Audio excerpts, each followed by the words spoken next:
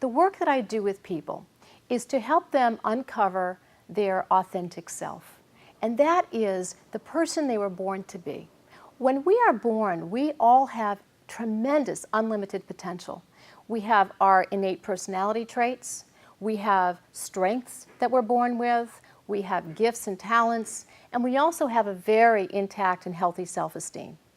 Then we come into this thing called a family, and the life conditioning process begins.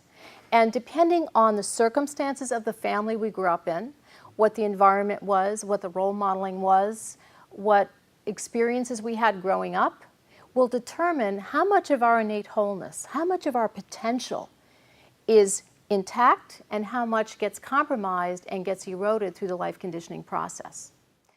So by the time most of us grow up, we take these patterns of thought and behavior with us from childhood into adulthood, and we are no longer whole. Now, remember in school, the law of homeostasis, which is all living systems are seeking balance at any given time.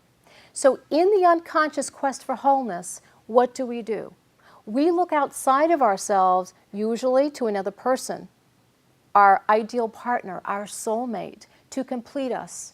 Or we look to a job, prestige, money, material things, to make us feel whole, to make us feel worthwhile, to make us feel secure. Whatever those parts are that got lost during the life conditioning process, we seek to bring back into the fold from outside.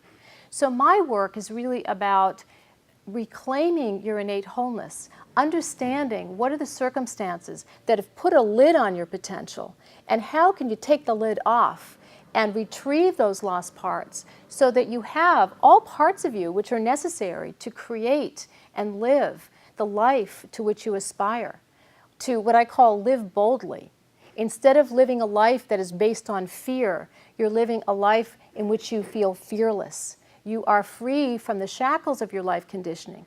So it's helping people to really connect the dots from where they've been, the choices that they've made based on the conditioning and the role modeling and all of the things that they encountered growing up that have created the life that they have today, and what are the new patterns of thinking and behavior that they need to now develop to align with their current lives, because they're not children anymore, their lives have changed, and align with the lives that they hope to create and that they aspire to and that they deserve.